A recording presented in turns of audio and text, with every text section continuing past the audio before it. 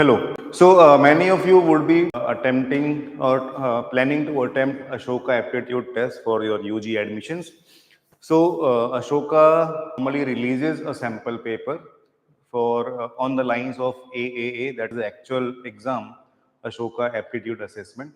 So this is the official sample paper for 2025, and if you have applied for it, you have also downloaded it from their website.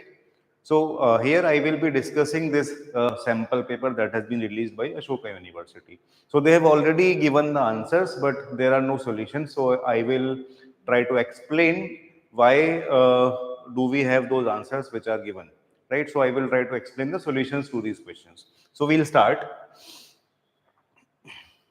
So the first question is, Bob the policeman noticed that there were more drowning accidents on days when the ice cream vendor next to the lake had long lines. So long lines on ice cream vendor, and on the same days there were more drowning. So if long lines, more drownings, right? So that has been mentioned by Bob the policeman. Intrigued by this correlation, Bob decided to investigate further. On a graph, he plotted the number of drowning accidents per month on x-axis and the ice cream sales per month on y-axis. As he added the data points, he noticed a surprising trend. The graph line showed an almost perfect correlation. So there is a correlation, means there are longer the line, more the drownings, right? So the first line has been explained more detail, so there is nothing new that is added. So question is, that is the sales of ice cream increased, so did the drownings. Sales of ice cream will increase if there are longer lines on the ice cream parlor, and when there are longer lines, there are drownings. So effectively, the first line has been expanded to make a paragraph, right? So the question, the statement simply is, longer the lines, more drownings, shorter the lines, less drownings. So there is a relation between the length of the line in front of the ice cream parlor and the number of drownings. So there is a correlation. Fine. Now, this policeman tries to make it a cause that people are drowning because of the ice creams. So that is here in this question. Based on this, Bob's boss is recommending a temporary closure to the ice cream stand of the ice cream stand until the matter is investigated. So now they are correlating this. Their correlation is of course there. They are making it a causation that the ice cream parlor is causing the drownings, or the consumption of ice cream is causing the drownings. So that is why they want to close the ice cream parlor, right, until they investigate the matter further. So question is finally, which of the following, if proven, would cause to the officer to change his decision? So the decision that the officer takes is, we close the ice cream parlor and we investigate this matter further, right? So now we need to find which of these following will cause the officer to change this decision. Change this decision means to let the ice cream parlor function, right? So which of the following can do that? So the correct answer is B. Let us see why others cannot be the answers. So as I said that there is a correlation, but there should be a causation to take this decision. Means there you can if you can prove that consumption of ice cream is causing those drownings, then only we can take such a decision that we close the business of a person, right? So there is a correlation is there, but causation है कि नहीं वो हमें देखना पड़ेगा. So first answer says, customers of all ages frequent the ice cream stand. So this does not make any sense. So customers of all ages frequent the ice cream stand, but that does not tell us ki why there are more drownings when there are more customers, right? So that does not make sense. Second, crowd at the lake varies with seasonal changes. So this does make sense. So if the crowd increases on the lake, that means the crowd on the ice cream parlor will also increase, and also the crowd around the lake will also increase, and the crowd in the lake will also increase. If there are more numbers in the lake, there will be more persons that will drown. So that is the simple relation. So if it is a summer season, there will be more persons around the lake, there will be more persons on the ice cream parlor, there will be more persons in the lake. If there are more persons floating or swimming in the lake, there will be more drowning incidents also. So second option, this makes sense. So it also says that the more number of ice cream parlor is not causing the drownings. It is essentially that there are more persons around the lake. So that is causing more persons on the parlor and also more persons in the lake. Hence, more drownings. So they are two interconnected effects of the same cause. And the cause is that it is summer. So more people want to have enjoy the lake, right? So B makes sense. Let us look at C and D also. The components of the ice cream are harmful or poisonous. So this does not make sense. If that is the case, then everybody who consumes the ice cream, they should die, and not by drowning. They should die just by consuming it, right? Because the ice cream is said to be poisonous. Last option, option D. The types of swimming activities allowed in the lake are safe and supervised. So this again does not make sense. The ice cream parlor is not in the picture in this statement, right? So the correct answer is B. Next question. It says question 3x minus 7x minus 3 mod y equal to 7. How many integer solutions are possible for this set, for the set xy? So the options are simple, only one, only two, or more than two. So we just have to decide if there are only one solution or two solutions, and if we think that there are more than two solutions, then we can simply simply click option C, right? So 7x minus 3 mod y is 7. Mod, we can remove this mod. We can say that this equation can be written in these two ways: 7x minus 3y equal to 7 and 7x plus 3y equal to 7. Fine. So one clear solution is visible. If y is 0 and x is 1, then I can say 7x minus 3y will be 7. This equation hold true. And this will be true for this equation also. If x is 1 and y is 0. This will hold true for this equation also. And we are looking for the solutions, right? We are looking for the integer solutions. So 1 and 0, they are integers. So x equal to 1, y equal to 0. This is one solution. So now we have to find, look for more if there are other solutions possible.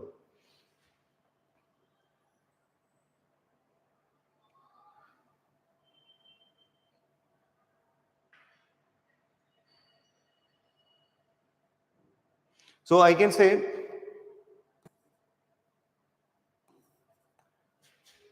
x equal to 4 and y equal to 7. This can be the other solution. We just have to try, hit and trial. So x equal to 4 and y equal to 7 is another set which fits this equation. If I put x equal to 4, so this is 7 into 4 minus 3 into 7, that will be 7. So 7 into 4, 28, 3 into 7 is 21. So the difference of these two is 7. So what I did was, probably the ink is not visible. So what I did was, when x equal to 1 and y equal to 0, that was the first solution. Then I added the coefficient of y to x and coefficient of x to y, and I got the next set of solutions. So that is 4 and 7. If I do that again, I will get the next solution also.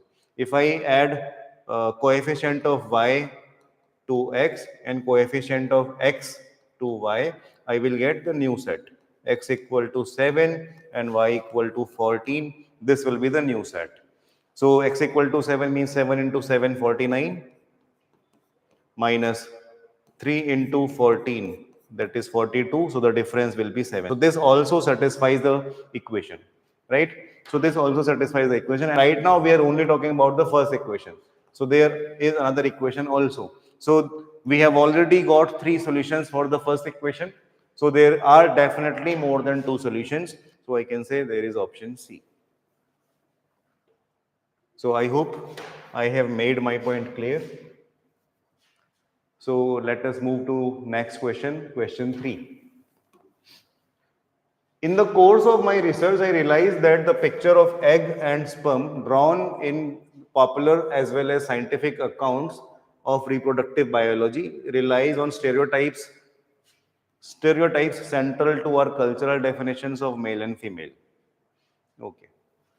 So, in this paragraph, they are talking about the reproductive system diagrams given in authentic and scientific books, right? So, the writer of this statement says that these diagrams seem to be affected by our stereotypes, right? So, the stereotypes imply not only the female biological processes are less worthy than their male counterparts, but also that women are less worthy than men. So now in this second line, the writer talks about the stereotypes. So the effects of the stereotypes. It says that stereotypes imply uh, the stereotypes that were mentioned in the first line. Those stereotypes imply that the female is not, and their biological processes are also not important, right? Only the males are important. So that is the stereotype that the writer is talking about. This may or may not be true, but according to the writer, these are the stereotypes that are present in the society. Fine, at least in the writer's society. So, part of my goal in writing this article is to shine a bright light on the gender stereotypes hidden within the scientific language of biology. So now the author says कि ये जो stereotypes हैं, they are not only present in the broader society, they are also present in the scientific society and scientific language also. These stereotypes are present in the scientific language as well. So the question is, which of the following options follows from the same principle as one used by Martin? So Martin must be the writer of this paragraph. Now the question is, there is some reasoning that was followed in writing this paragraph. So which of the following follows the same principle as has been followed in this writing? Right? So what is the flow of this paragraph? Let us understand that. So first author makes a statement that author realized that the pictures of egg and sperm in the reproductive diagram, they are uh, affected by the stereotypes, right? The scientific language is also affected by the stereotypes, right? Then the author talks about the stereotypes. What are the stereotypes? So he says that according to these stereotypes, females are less worthy as compared to their male counterparts, right? Then he tries to make his own goal clear that I want to change this status. I want to make the scientific language more inclusive, right? Which one language which is equally inclined to both the genders, right? According to the writer, right now the scientific language is more inclined towards the males. Fine. So that is the principle. He first states the problem, then explains the problem, and then writes what is his goal to solve that problem. What is his aim to solve that problem, right? So let us see if we have a similar statement in the options. Artists play the most important role in determining how we view scientific objects around us, since their rendering of these objects make the greatest impression on us. So here somehow the option talks about the artists, right? So artists play important role in determining how we view scientific objects around us. So this option, the question, if we go back to the question, which of the following options follows from the same principle? So the principle was there was some problem, then a solution was suggested. So here I don't see any problem that has been mentioned, and there is no solution also that has been suggested. So option A we can cancel. Let us go to option B. Every description of an event by a historian relies on the subjective understanding of the world that a historian holds. So here it makes sense. So in the statement above, a scientific book was written, right? So obviously a scientist was involved in writing that book. So the person all does understand science, of course, but the person is a part of a society. So that society had imbibed some stereotypes in the mind of that scientist also. So that scientist, while writing that book, was of course using his scientific knowledge or her scientific knowledge, but that person was also bound to his or her stereotypes. So those stereotypes were shown in that book, right? So similar statement is shown in option B here. Every description of an event of by a historian relies on the subjective understanding of the world that the historian holds. So, like there, the scientific research was affected by the understanding of the society that the scientists hold. Similarly, the history work is also affected by the understanding of the world that the historian holds. Right? So it is similar to the principle that was shown in the above statement. Assumptions inadvertently find their way into even the most objective accounts. Right? So even if a person wants to be uh, as objective as possible. The person does not want to let his or her stereotypes affect his work. Still, some amount of stereotype will come into his work. So that has happened in the scientific books as well, and that may happen in the historical accounts also. So exact same statement has been mentioned in this option B. So that is why option B is correct. Although they have given why is option B, I have tried to explain why is it so. Right? So B is correct. So let us go to the next question, that is fourth. Take a look at the following pattern. Now, the question is, which of these pieces can be used repeatedly to create the above pattern? No piece may be used partially. So if I want to use this piece, this is option A. Can we use this piece to make this entire pattern? We cannot break this, right? We cannot break this. So of course, this is here, and then again this is here, then again this is here, but when we come to the second line we will have to break it, right? It has to start from this, we have to break this part. So that cannot happen because the question says we may no piece can be used partially, right? So that is why option A is wrong. So if we go to option B, so same problem will arise. In option B we can say that this pattern is visible.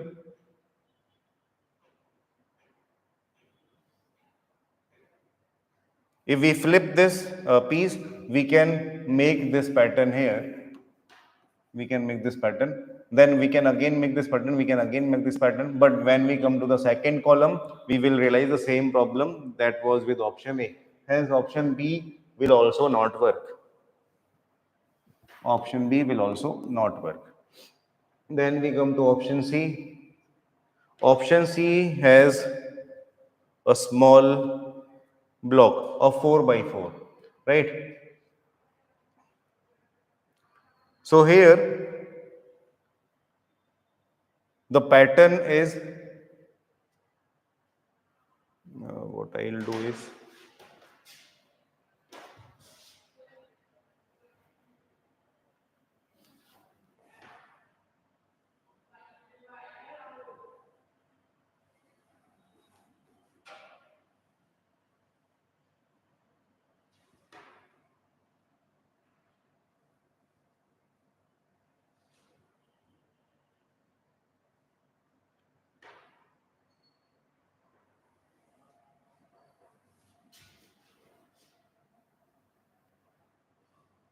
right.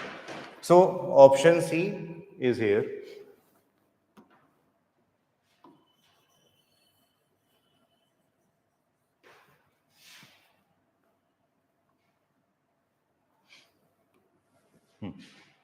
So now let us look at if option C can be used to make this whole arrangement. So this option or this piece is essentially this much. right? So as we can see, the first row is matching, second row is also matching. So this piece is this much. Then next piece is exactly the same. The next piece is exactly the same. The next piece here is also exactly the same. So all the pieces are same. So we can say we can use 12 such pieces, 9 such pieces to make this entire arrangement. So we can do that. So this option C seems correct, right? So the correct answer is option C. So it is option C. So let us move to the next question, question 5. Greeson's Linguistic Survey of India is credited to be one of the first and most extensive projects undertaken during the colonial rule. So, Linguistic Survey of India, it was done by some person called Greeson. The counting, translating, grouping, and tracing of Indian languages became integral to creating a knowledge system that documented the numerous languages and dialects of India. Right? So, what he did was he counted, he translated, and grouped all the local languages of India. Right? So, I'm sure this is, we are talking about the colonial period. So this was used to catalog people of various identities into several fixed categories. So when they were dividing India into different castes and according to the languages, so it is about that time they did this. So this cataloging was used, linguistic survey was used to catalog people of various identities in fixed categories. That you are a Tamil, you are a you are a Marathi. So based on their languages, they were categorized in different categories, right? Okay. Now the question is, which of the following historical projects is most similar in nature to Greeson's Linguistic Survey of India as described in the passage? So Greeson's Linguistic Survey, what it did was it helped Britishers to categorize the persons living in India according to their language preferences. So which of the following is similar to that? It has the similar impact also, right? So option A, conducting a census of the people of India. Census means looking at their financial status, looking at their religion, looking at their caste. So census, in census also we do all these things, all similar things. In this linguistic survey, they are only focusing on one part, which is the language spoken by the people in census. The focus is on various other aspects, their religion, their castes, their financial status, right? All these things. So census is also a project which is of the similar impact as of this linguistic survey, right? So option A seems correct. Arranging artifacts in the Indian Museum in Kolkata, it is not of that important an impact. एक सिर्फ museum में एक building में कुछ artefacts रखे हैं, उनको arrange करना कि ये मुगल पीरियड है, ये राजपुताना से है, so that will not create such an impact on the people at large, right? For the museum it may be a good activity, but it does not affect. So these activities which was mentioned in statement and in option A, these two activities, they affect every person of India, right? So they are similar in that way also. Creating a documentary on the language Bodo spoken in Northeast India. So here they are only focusing on one language. So that is again not similar to the statement given. Writing a book describing the injustices faced by different tribal cultures. So injustices, here we did not talk about any injustices faced by any society. So this is not similar to the statement. So the correct answer has to be option A.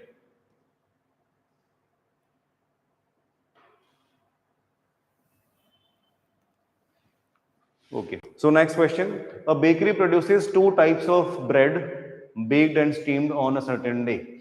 The ratio of the number of baked bread and steamed bread is 4 and 5, right? So baked and steamed, their ratio is 4 and 5.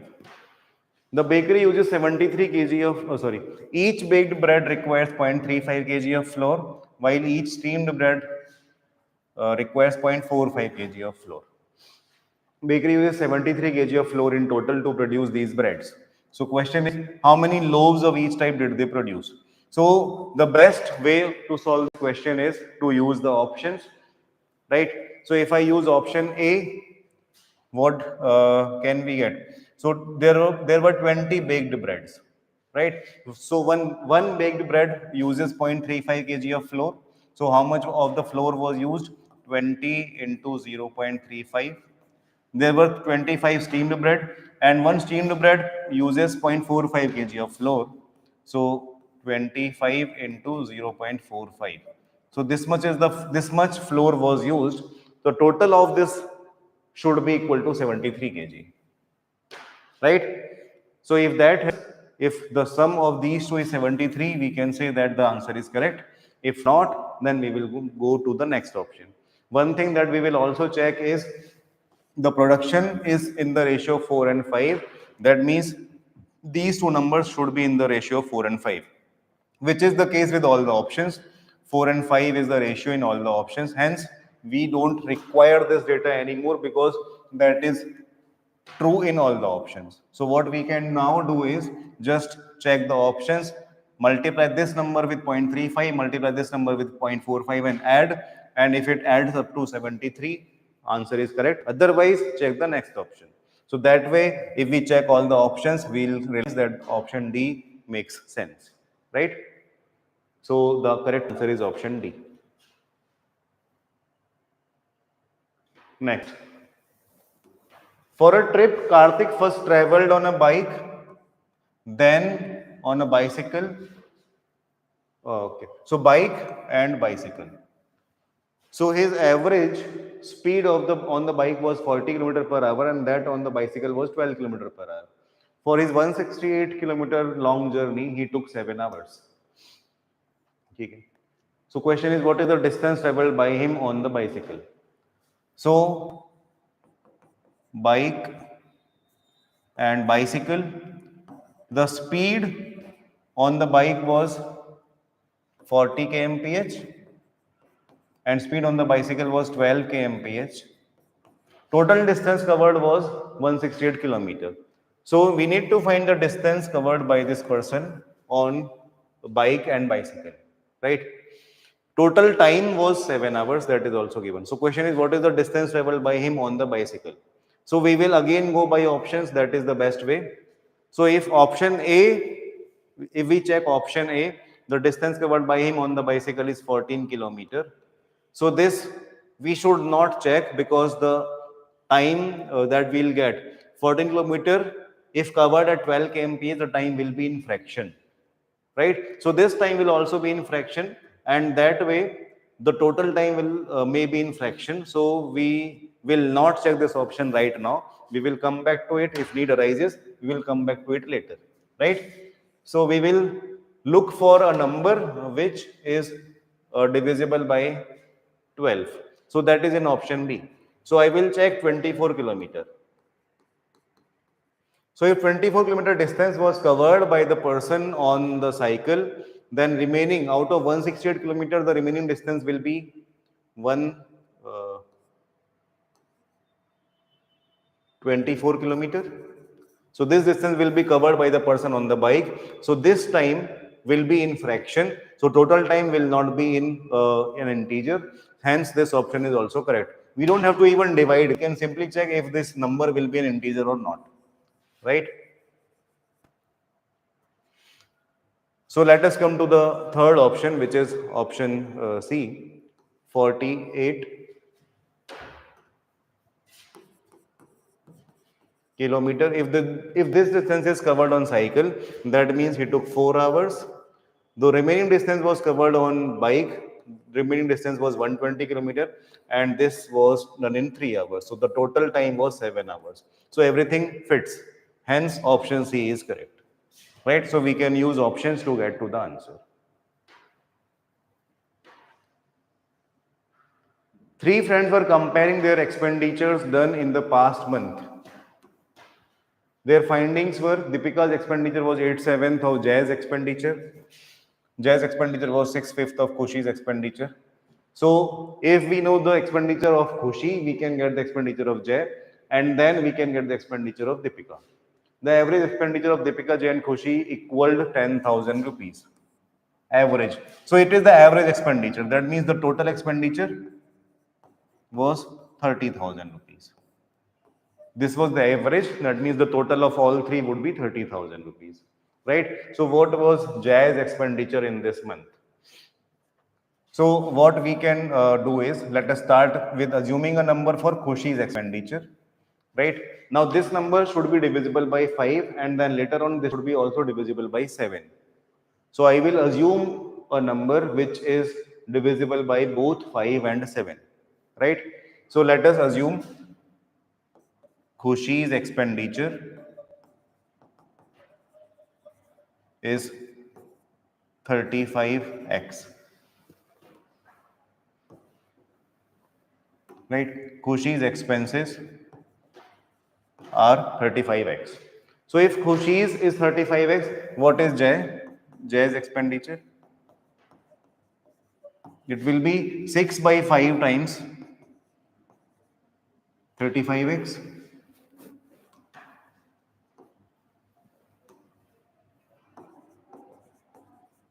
So it will be 7 times. So 42x. That is Jay's expenditure. Then let us come to Deepika. So it will be 8 by 7 times 42x. So 48x. So these are the expenditures of the three persons. So 35, 42 and 48. On the total of all of them should be 30,000. So let us add them to 30,000. 48 plus 42 is 90. 90 plus 35 is 125. So 125x should be equal to 30,000. Hence, we can calculate x, and if we know x, we need to find the expenditure of j. So we can multiply 42 with that x to get the correct answer. So if 125x is this much, 42x will be 30,000 upon 125 into 42. So we can cancel this with 25. Then we can again cancel this. 240. So 240 into 4 is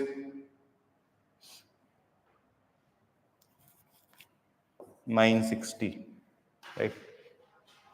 Sorry, it is not 4, it is 42. So 240 into 42. So 240 into 42 will be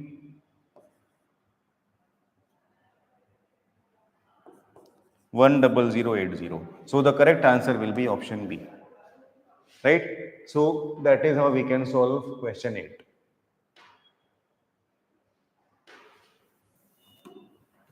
Next question. Using a code, the word kiwi is written as NGZG. So let us write the word and the code. Kiwi, and the code is NGZG. Now let us also write their positions in alphabet. So K is 11, I is 9, W is 23, and I is 9 again. Right? The location, position of N, 14, G is 7, Z is 26, and G is 7 again. So what we can see is, if we add 3 to 11, we get 14. If we subtract 2 from 9, we get 7. If we add 3, we get 26. If we subtract 2, we get 7. So we are adding 3 and subtracting 2 alternately. So that is the pattern. Fine. So if we know the pattern, we can check first if this is the correct pattern in the second code, and if it is correct, then we can use it in the question to get the code for key. Right? So if we do that, we will realize that the correct answer is option C. So that is how we can find the code.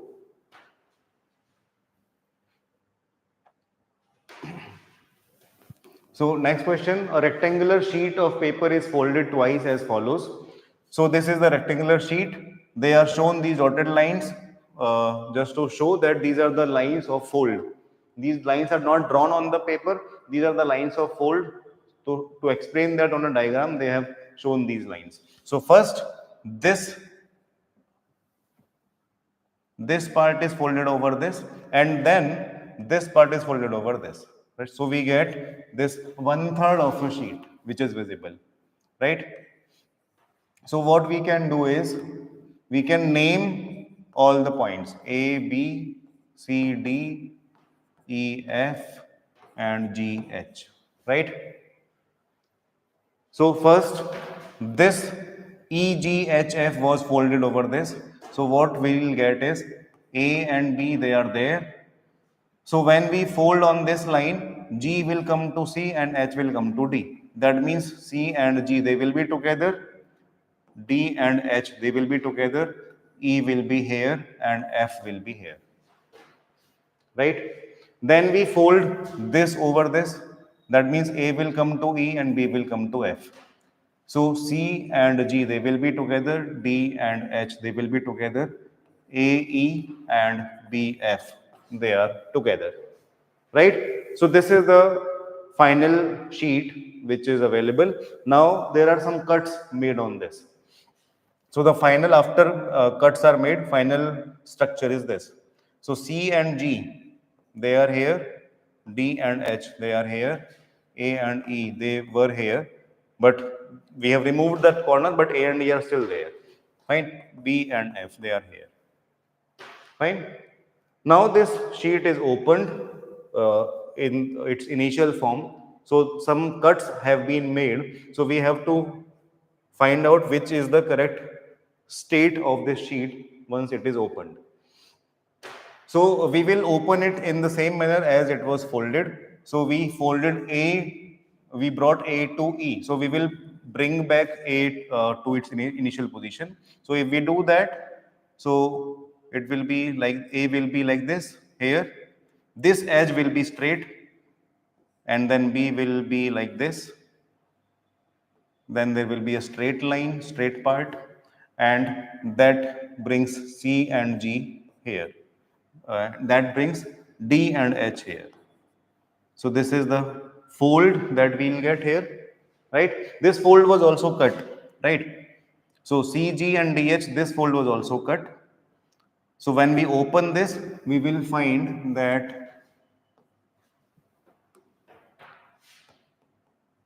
this line is not exactly straight. There is a cut now, like this. So when this is opened, so we will get this.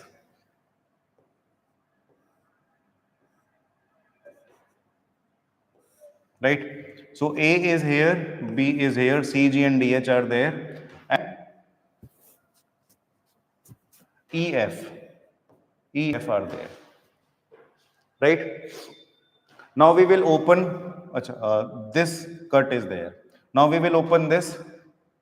G will go to its initial position. We will open this.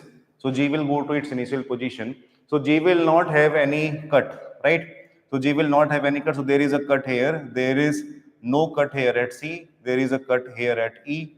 When we open this, so there will be a cut here also. When we open this, there will be a cut here also. Then it will be a straight line. It will be a straight line here. And there is a cut here, right? So there is a cut yahan pe. So it will show like this into the sheet.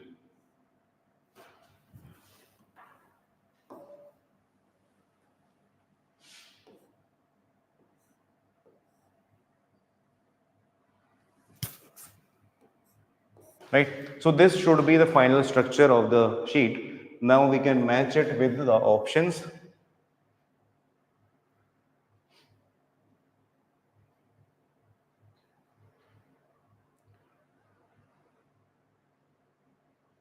It should be, we have the cuts here, this straight, this cut, this straight. So option B, this part is wrong. So this is not the correct answer, right? Option C, we have this is matching, these cuts are matching, this is straight, and this is matching. So option C matches everywhere. So option C is correct. So the best way to solve these questions is to name all the corners and then check what is the final state of the line joining those corners. So this is the next question. A straw man argument is a type of fallacy, mistaken belief. Fallacy is a mistaken belief that is explained here, in which one person misrepresents or exaggerates their opponent's position or argument to make it easier to attack or refute. Right. So think of a debate that is happening. There are a lot of debates that happen on TV in prime time. Right. So strawman argument is kind of fallacy where one person who is trying to refute the other. So he will first restate those claims which were made by the other person, and he will exaggerate those claims, and then those exaggerated claims will be much more easier for this person to refute or attack, right? So that is the straw man fallacy. Now the question is, given below are four invalid arguments, identify the straw man. So all of them are invalid. We need to identify which one of them is straw man. The two people I met from this city have been extremely rude to me. I am expecting everyone in this city to be arrogant and hostile. So the strawman argument is that we exaggerate statement and then we attack that statement, right? So here we don't see any exaggeration. He only met two people, so there is no exaggeration there. If he says that everybody I have met has extremely rude to me, right? So then it may be an exaggeration. Two people, maybe there was some incident, there was a mistake from his side as well. So there is no exaggeration here. That is why this statement is obviously wrong. You cannot judge a city on the basis of the behavior of two people, but still this statement, although wrong, is not a strawman fallacy, right? So option A is wrong because it is other kind of wrong statement. Fine. Second, she ate an apple before her exam and did not score well. Despite this, she kept eating apples and wondering why she was having bad luck. So there is no exaggeration here. The person is simply attaching bad luck to eating an apple. So there is no exaggeration here. Right. So although this statement, this assumption is wrong, that just by eating an apple, one person cannot have bad luck. You should not take his advice on financial planning seriously. His personal finances are in terrible condition and he has been in debt multiple times. So again, there is his personal finances are in terrible condition and he has been in debt multiple times. So we cannot easily conclude that this is exaggeration. This may be true. There are people who are in terrible financial conditions and who are in debt. That is why we cannot easily conclude here that this statement that is being made is exaggeration, right? Because this statement is being made only about one person. So this can be the state of a person. There is no exaggeration there, right? People who argue for reducing the defense budget clearly have no respect for our national security and want to leave our country vulnerable to attacks from enemies, right? So now, people who argue for reducing the defense budget clearly have no respect for the national security. So, just because they are arguing for reducing the budget, we tag them. They don't have any you don't have any respect for our nation or the national security. Just because they are arguing to reduce the defense budget, probably they want that budget to be allocated to some other fields, but because they want the defense budget to be reduced, not ignored or not make it to zero, just reduce. We tag them that you don't respect your country. An exaggeration there, right? So here we first tag them that you don't have any respect, and then because you don't have any respect for your country, you can easily leave our country to the attacks for the by the enemies, right? So because of you, our country can be attacked by our enemies, right? So because they were only asking for the reduction in defense budget. So here they made an exaggeration in the statement and then attacked those persons, right? So that is how the straw man fallacy works. I hope I have made my point clear.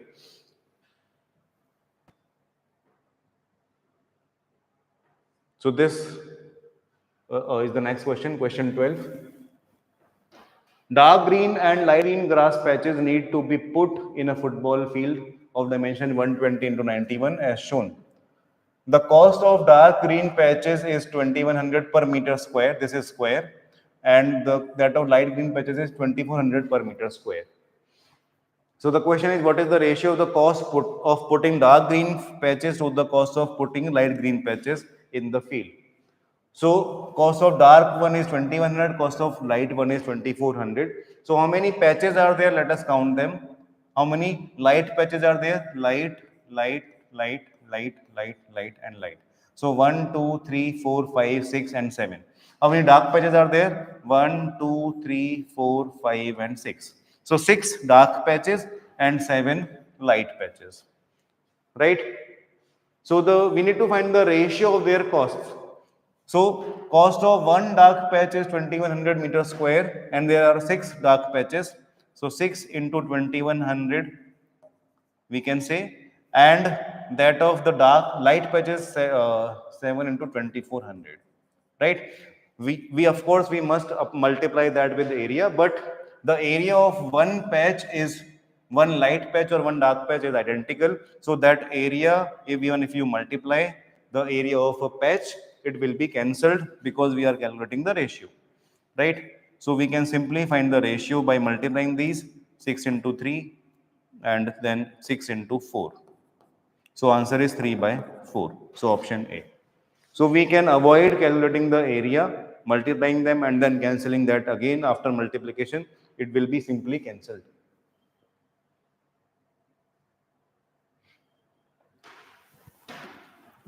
X and Y are real numbers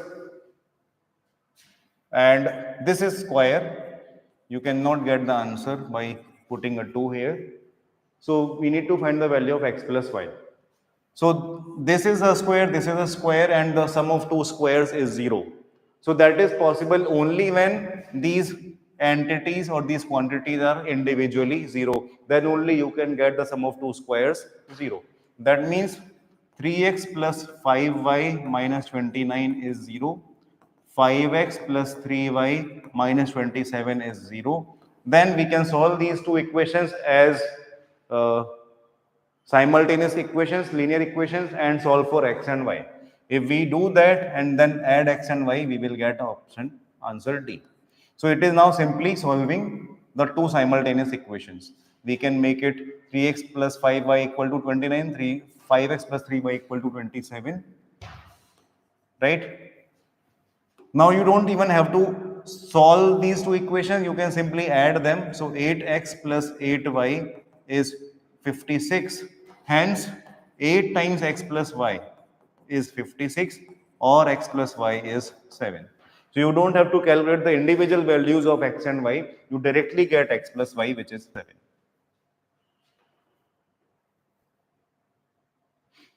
So this would be the last question. Shakespeare, often dubbed the father of modern English, introduced many new words, some borrowed or combined from different languages through his plays. Okay. It is so we are talking about introducing many new words by Shakespeare. It is important to remember that Shakespeare wrote to earn a living and navigate the demands of his era, and he needed to gain and retain the social and financial capital required for him to become a successful playwright. His primary aim wasn't to invent words. So the second line is very interesting. They are talking about that he was not inventing words because he wanted to invent words. He just was trying to make a living for himself, and for him the living, he would get a better payment if he writes a better play, right? So that is what the statement says. So he was just trying to be better than others, and that's how in process he was inventing new words. Yet his work left lasting linguistic impact. Okay. So even though he was not trying to be immortal in the sense that he would be read after 400 years of his death. So, but still, he wrote so well that his work made a lasting impact. So the question is, which of the following is least likely to be a factor that drove him to invent new words? Which of the following is least likely to be a factor? So the second statement in this argument says that he was not actually trying to invent words, he was just trying to be better than others so that he gets better payment for the plays that he has written, right? So still this question remains, then why was he inventing new words, right? So we need to identify which of the following is the least likely a factor behind him inventing new words. So he wanted to establish his creative dominance over other playwrights. So this could be the correct reason because that was given in the statement also. If he establishes that he has more creative freedom, he has more creative ideas, then he will get paid more, and that is what he was trying to make a living, right? So option A could be the correct answer. Behind him inventing the words, we are looking for the least likely reason. So option A could be a reason. Second, he aimed to oppose the nobility by making English a common man's language. So this cannot be a reason. If he wanted to make the English a common man's language, he would not invent new words. He would only write in those words which are spoken or written by common persons, right? So this cannot be a reason behind him inventing new words, right? This is contradictory. He needed to create novelty in his plays to ensure a steady and interested audience. So that could be the correct reason that could be the correct reason behind him inventing the new words, and hence this will be the wrong answer, right? So the reason behind inventing the new words is this may be correct, and hence it will be a wrong answer. He was required to cater to multilingual audience and ensure his plays were successful in all of Europe. So this could be again a good reason behind him inventing the words. He took the words from all other languages so that the persons from entire Europe could watch his plays. Right? So this is wrong for this question, wrong answer for this question. Hence the correct answer is B. So I hope this effort will help you in preparing for your exam. If you need more help, you can contact us in preparing for your Ashoka exam or interviews or SOPs. Thank you.